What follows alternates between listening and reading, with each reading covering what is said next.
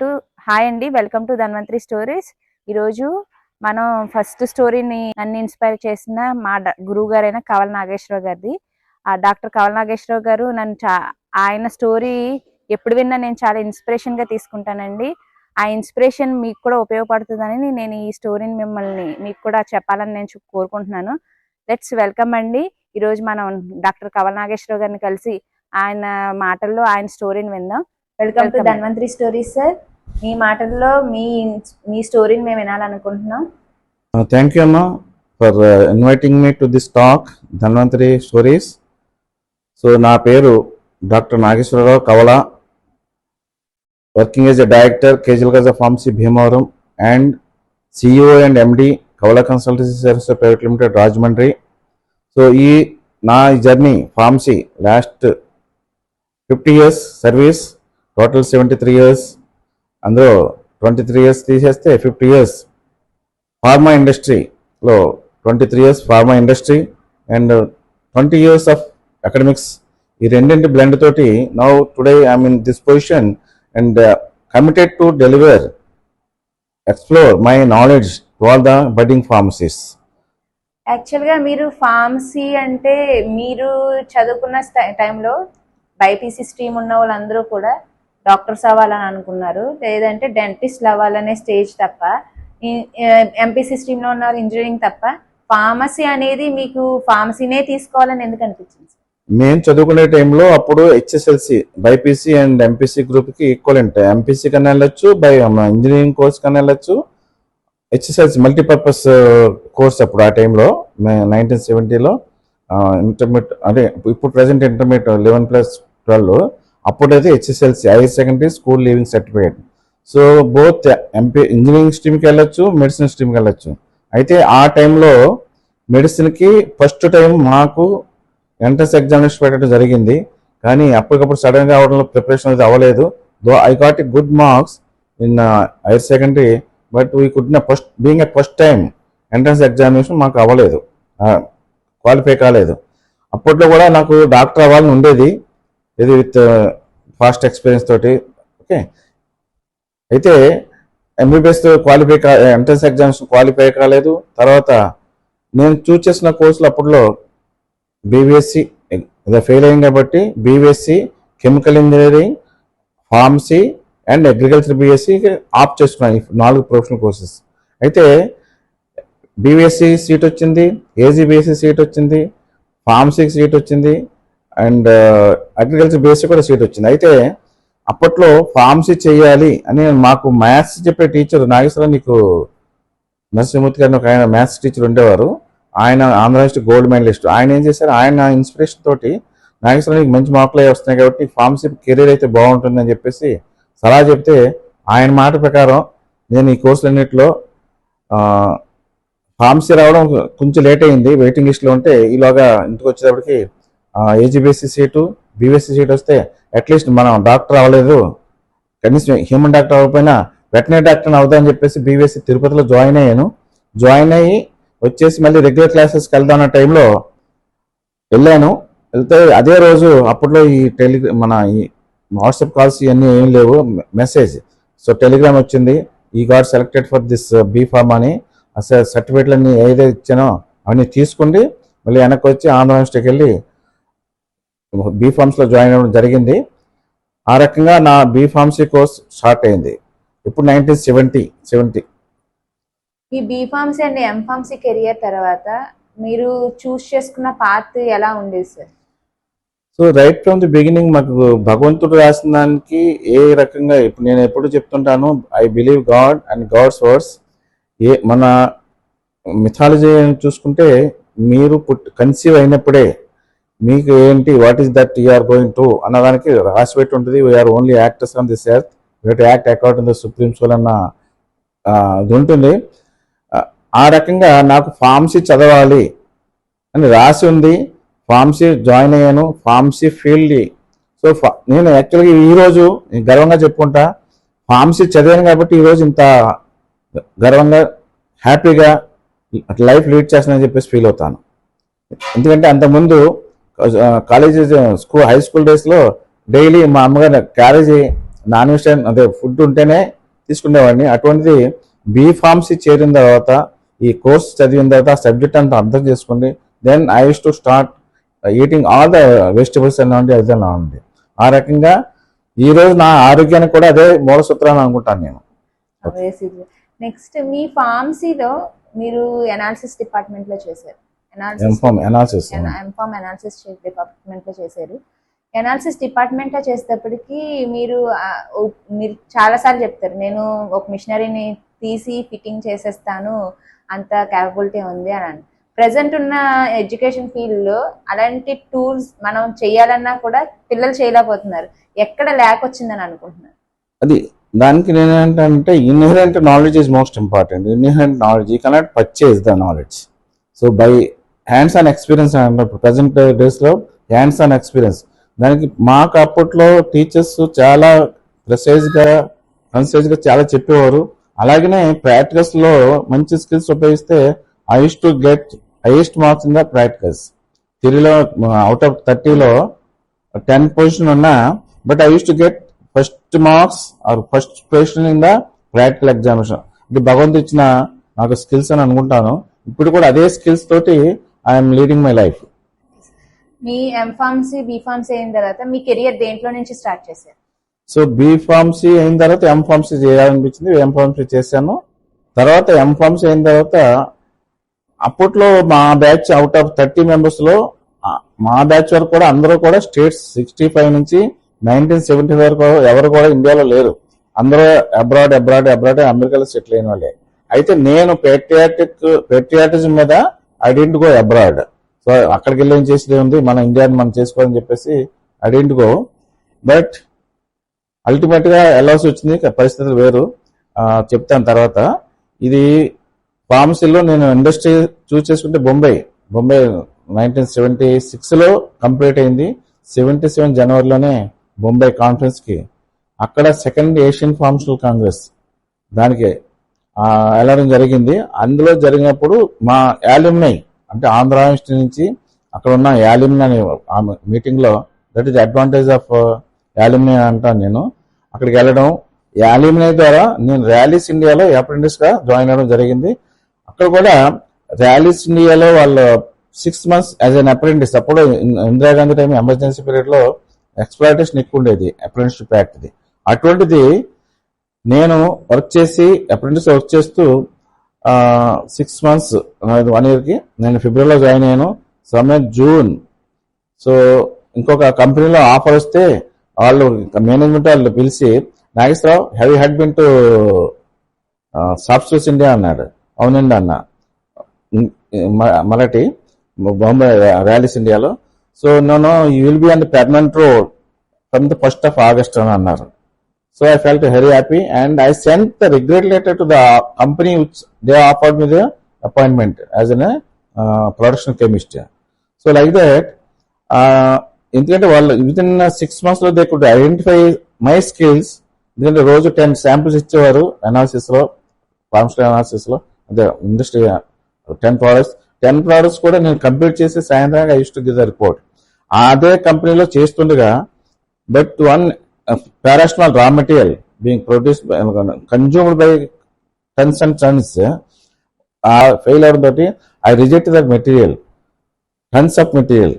So only and identification of the impurity that is 4-aminophenol limit అవడం తోటి reject చేశాను. Though they considered my report and rejected the material. That was the situation. So ఆ skills అక్కడి నుంచి start అయినాయి. So precise గా చాలా చేసేవాడిని. అది 6 months లో they could identify my talent and ఎందుకంటే అప్రెంటిస్ చెప్పిన దాని మీద చేయరు, బట్ అటువంటి they have considered and proved it. ఎందుకంటే ఒక ప్రోడక్ట్ ని క్వాలిఫై అప్రూవ్ చేయడం చాలా సులువు, బట్ రిజెక్ట్ చేసేదానికి ముందు మనం 3-4 times చేసి then only to confirm it is failing the subject అని చెప్పేసి అప్పుడు చేస్తే దో వీఆర్ నాట్ క్వాలిఫైడ్ దానికి, but they considered and reject the material. That was a plus point in my life. So nice of you sir. And మీరు abroad వెళ్ళారు కదండి, abroad వెళ్ళినప్పుడు మీరు ఏమైనా ప్రాబ్లమ్స్ ఫేస్ చేశారా జాబ్ పరంగా? సో నా లైఫ్ అది చూసిన తర్వాత నేను ఇంచుమించు బొంబాయిలో వచ్చేస్తున్న బొంబాయి నుంచి తణుకు వాళ్ళు తీసుకొచ్చారు. బొంబాయిలో వెల్ ఎస్టాబ్లిష్డ్. అయితే తణుకు వాళ్ళు రావడంతో తణుకు తీసుకొచ్చారు. అక్కడ 6 years బొంబాయిలో చేసిన తర్వాత 6 years 10 years ఇక్కడ ఎస్ఆర్కే బ్రాంచ్ ఎస్టాబ్లిష్ చేసి అక్కడి నుంచి మళ్ళీ ఓన్గా చేయాలన్న ఎంటర్ప్రైజ్ తోటి కాకినాడలో మేము ఇంకో పార్ట్నర్స్ తోటి కలిసి ప్రైవేట్ లిమిటెడ్ కంపెనీ ఎస్టాబ్లిష్ చేసాము.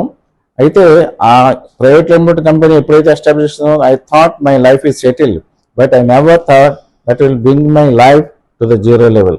ఆ పరిస్థితుల్లో అబ్రాడ్ వెళ్ళవలసి వచ్చింది. అబ్రాడ్ వెళ్ళిన తర్వాత కూడా సో దానికి 2 months టైం పట్టింది. 98 ఫస్ట్ అమ్మాయి మ్యారేజ్ చేసి 98లో then I left for abroad. ఆ అమ్మాయి మ్యారేజ్ చేయడానికే నాకు ఆ రోజుల్లో 5 lakhs బడ్జెట్ అయితే, because whatever the investment or accrued amounts I invested in the company, till now I'm not getting even single pie from that 5 lakhs 91లో invest చేశాను ఆ కంపెనీలో యాజ్ ఎ డైరెక్టర్, ఎగ్జిక్యూటివ్ డైరెక్టర్గా నా సొంత company అని చెప్పేసి చేశాను. కానీ బట్ మా లైఫ్ అంతా రాసింది నాట్ సూటబుల్ ఫర్ దిస్ అని. సో అబ్రాడ్ వెళ్ళాలని రాసింది. So it has brought me to zero level 98. అప్పుడు డిసైడ్ చేసుకుని సౌదీ అరేబియాకి వెళ్ళాను. సౌదీ అరేబియాకి వెళ్తే ఇక్కడ మనకి ఏదో డబ్బులు వస్తాయి చేద్దాం. అక్కడ పొజిషన్ ఏంటంటే ఏ మంత్ ఆ మంత్ నెల శాలరీస్ ఇచ్చేవారు కాదు.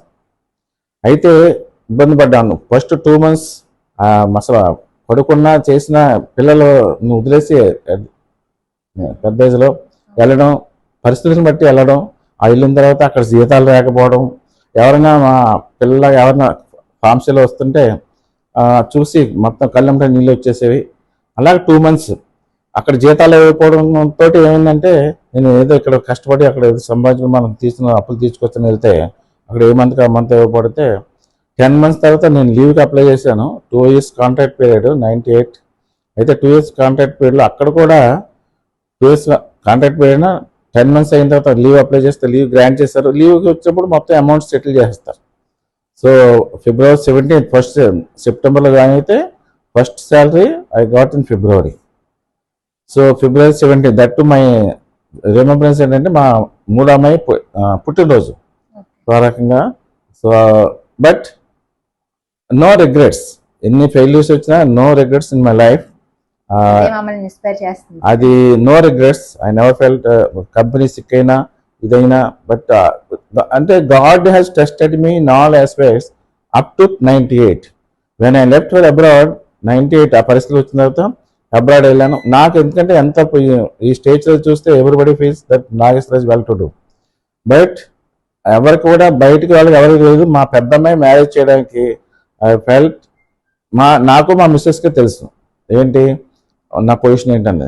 బట్ ఏంటంటే గాడ్ ఉన్నాడు, భగవంతుడు ఉన్నాడు, భగవంతుడు నడిపిస్తున్నాడు అన్న కారణం ఆ రోజుల్లో 5 lakhs బడ్జెట్ అంటే ఫ్రెండ్స్ లైక్ ఎంవికే నాగేశ్వర భీమవరం, సోమప్రసాద్ గారు కాకినాడ బిజినెస్లో అటువంటి ఫ్రెండ్స్ ఎవరు కూడా ఒక నోట్ కానీ ఒక లేకుండా ఎఫిడవిట్లు ఏమి లేకుండా, ఈ రోజుల్లో ఎవరు ఇస్తారు, ఆ రోజుల్లో ₹1,00,000 కావాలంటే ఎన్నో డాక్యుమెంట్స్ చేయాలి, అటువంటి ఏమీ లేకుండా they come forward and 5 lakhs ఈజీగా ప్రొక్యూర్ చేసుకున్నాను. ఎందుకంటే భగవంతుడు చేసిన పెళ్ళి అని ఉంటాను. ఆ 5 lakhs తోటి చాలా ఘనంగా, అసలు డబ్బులు కోటీశ్వర్లు కూడా అలా చేయలేరు. అటువంటిది పెద్దమ్మాయి మ్యారేజ్ చేసి అమ్మాయిని అలాగా మద్రాసు బండికి ఎక్కిస్తే అదే రోజు నాకు పాస్పోర్ట్ వచ్చింది. పాస్పోర్ట్ తీసుకుని 2 months తర్వాత నేను అబ్రాడ్ వెళ్ళడం జరిగింది. So that is the turning point in my life. 98 పెద్దమ్మాయి మ్యారేజ్ చేయడము, 98లో అక్కడికి వెళ్ళడం జరిగింది. అక్కడ వెళ్ళిన తర్వాత ఇబ్బంది పడ్డాం కానీ బట్ 10 months వచ్చిన తర్వాత వచ్చి ఒక 5-6 lakhs సంపాదించుకుని వచ్చి నాకు ఎవరైతే సహాయం చేశారో వాళ్ళకి particular this is the principal amount, తర్వాత ఇంట్రెస్ట్ ఉన్న తర్వాత చూస్తాను అంటే ఎవరు కూడా నిన్ను అసలు ఇంట్రెస్ట్ అడిగింది ఎవరు కాగితం చేసి చాలా ప్రిన్సిపల్ అమౌంట్ ఇచ్చి నేను కృతజ్ఞతలు చెప్పుకున్నా. అయితే సోమప్రసాద్ గారు నాకు ఉన్నారు, మీ అమ్మాయిలు ఒకటి అయితే నా అమ్మాయిలు ఒకటి అని చెప్పేసి ఆయన ఇన్స్పిరేషనల్గా పైసా కూడా తీసుకోలేదు, మీ అమ్మాయి ఒకటి నా అమ్మాయి ఒకటి అని. అతను జీవిత చరిత్ర చూస్తే సోమప్రసాద్ గారు ఇక్కడ లంకలో పాలకోడకి సంబంధించిన ఆయన. ఒకప్పుడు ఆయనకి 40 సంవత్సరాల క్రితం తినడానికి 3 పూటలు తినడానికి తిండి ఉండేది కాబట్టి, అటువంటిది ఈ వేళ రోజుని రోజు కనీసం 2 lakhs 3 lakhs చారిటీ చేస్తుంటారు. అతని లైఫ్లో 30 సంవత్సరాలు 40 సంవత్సరాల క్రితం ఈ వాజ్ ఏ సేల్స్ మ్యాన్. అసలు తిన్నా కూడా తింటుండే పరిస్థితులు కాదట అది.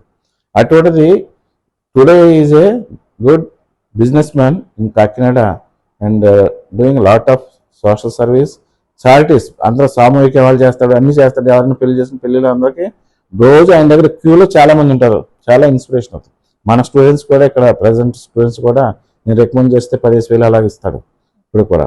ఆ సోమప్రసాద్ ఇటువంటి వాళ్ళంతా మనం చాలా హెల్ప్ చేస్తున్నాడు. మానేపల్లి నాగేశ్వరరావు భీమవరం, సోమప్రసాద్, కృష్ణ గారని ఇట్లా ఉన్నారు బిజినెస్ పీపుల్.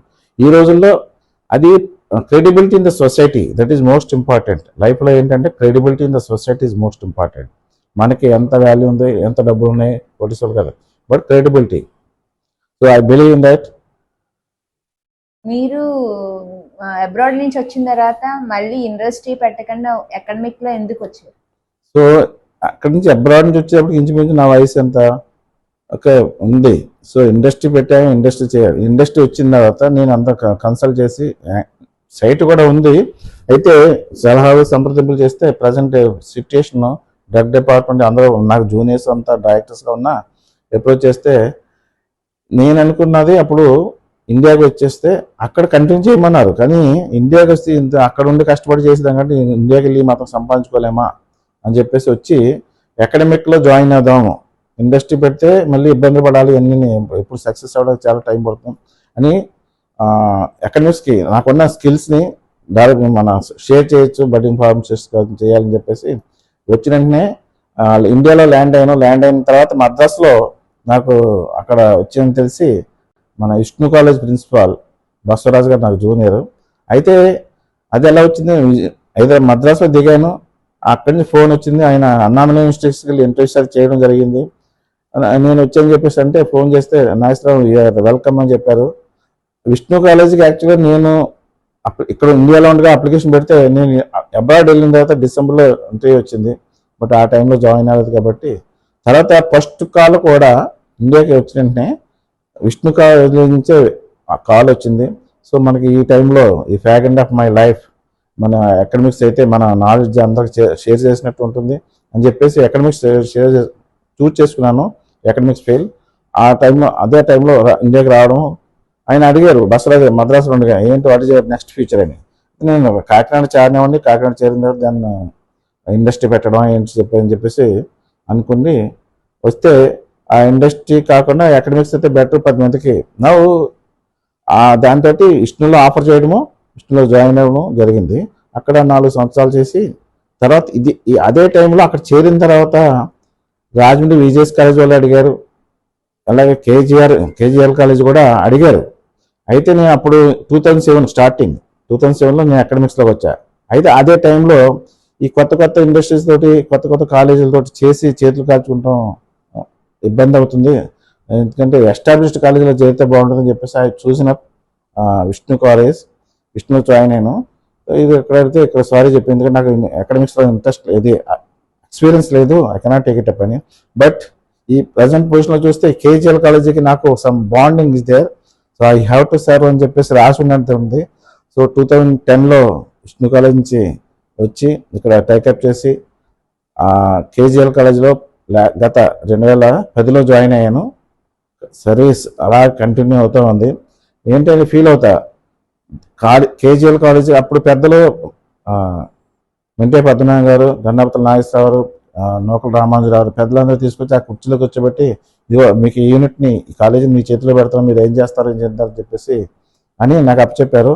ఆ రోజు నుంచి ఈ రోజు వరకు కూడా అలా చేసుకుంటూ వస్తున్నా. సో ఇంప్రూవ్మెంట్ ఓకే, మేనేజ్మెంట్ వాళ్ళకి మాట కలిపి స్టాఫ్, ఎందుకంటే ఇక్కడ మనకు కావాల్సింది ఏంటంటే rapport with all the students, మన మంచి పేరు తెచ్చుకోవడం, అందరితో కలిసిమెలిసి ఉన్నది చాలా ఇంపార్టెంట్. సో ఆ రకంగా గత 15 సంవత్సరాలుగా ఈ కేజీఎల్ కాలేజ్ ఆఫ్ ఫార్మసీ డైరెక్ట్గా చేస్తూ, సరే 65 దాకా ప్రిన్సిపల్గా చేసాం. 65 తర్వాత ఆంధ్ర రాష్ట్రాల్లో మరి మీరు ఏజ్ పెరిగింది కదా 65 తర్వాత పనిచేయదంటే మేనేజ్మెంట్ అడిగారు. మేనేజ్మెంట్ అడిగితే మేనేజ్మెంట్ అని చెప్పారు, no you wanted to utilise service as director, you will be continue as director. మా ప్రెసిడెంట్ గారు అంటే నిన్ను ఎవరన్నా ఈ వయసు తోటి సంబంధం ఉంది అని చెప్పేసి అది సో నిజం. మిమ్మల్ని ఎవరు వెళ్ళమన్నారు, ఎందుకు వెళ్దాం అని చెప్పేసి అంటే సరే ఏదో రోజు వెళ్ళవలసి వస్తుందని చెప్పేసి ప్యారల్గా 2021లో నేను కవల కన్సల్టెన్సీ సర్వీస్ పెట్టి ఏదో చెయ్యాలి చెందాలని చెప్పేసి అనుకున్నాను. ఎందుకంటే I'm happy with 3 daughters and 4 granddaughters and 2 grandsons. I'm leading a comfortable life. I'm happy. Not at 98 వరకు భగవంతుడు అన్ని పరిస్థితులు చేశాడు. Today I feel I'm the happiest person in the world అంటాను. ఎందుకంటే ప్రతి డయాస్ మీద I say that word I'm the happiest person in the world అని. యాక్చువల్గా ఆ స్లోగన్ మమ్మల్ని చాలా ఇన్స్పైర్ చేస్తుంది సార్. ఎందుకంటే మిమ్మల్ని చూసిన తర్వాత సార్ చేసిన రిస్కులతో పోలిస్తే, సార్ ఫేస్ చేసిన ప్రాబ్లమ్ తో పోలిస్తే మాకు వచ్చినాయి అన్ని ప్రాబ్లమ్స్ కాదు. మీరు ఒకటి చెప్తారు ఏంటి, పైనుంచి మెరుగుపడిన ఎంత వర్షం వచ్చినా ఆకాశం విరిగి మీద పడుతున్నా చలనం ఉండకూడదు అని. ఇవన్నీ లైఫ్ లో నేర్చుకున్న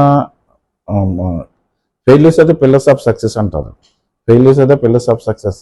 నాకు యాక్చువల్గా నేను హై స్కూల్లో చదువుకున్న టైంలో ఇంగ్లీష్ మాస్టర్ ప్రిన్సిపాల్ చెప్పే కొటేషన్స్ అన్ని కూడా ఇవాళ కూడా అవన్నీ నగ్న సత్యాలు.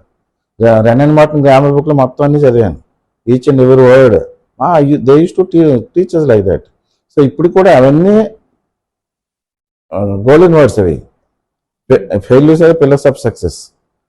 యాక్చువల్గా చెప్పాలంటే మేము సార్కి స్టూడెంట్స్, కాకపోతే సార్ దగ్గర నుంచి ఇంకా ఇప్పటికీ కూడా మేము చాలా నేర్చుకుంటున్నామండి.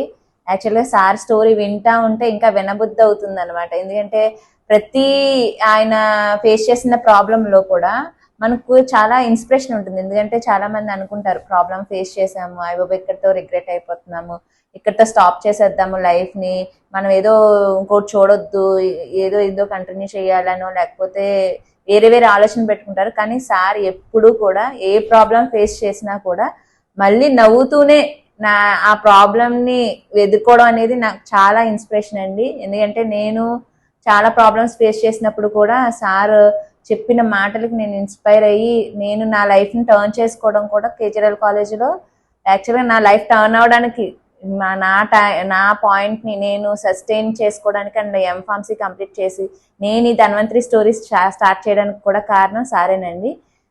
సార్ నన్నే కాదు చాలా మంది స్టూడెంట్స్ ని ఇన్స్పైర్ చేస్తున్నారు. అలాగే ఇప్పుడు సార్ ఆర్టీహెచ్ కోఆర్డినేటర్ గా, అంటే Ratan Tata innovation hub coordinator గా, మెంటర్ గా, మన కాలేజ్ మెంటర్ గా చేస్తున్నారు. ఆయన మాటల్లో ఈ మెంటర్షిప్ లో ఉండి ఆయన స్టూడెంట్స్ ని ఏ విధంగా తీసుకెళ్లాలనుకుంటున్నారో అనే విషయాన్ని సార్ మాటల్లో విన్నాం.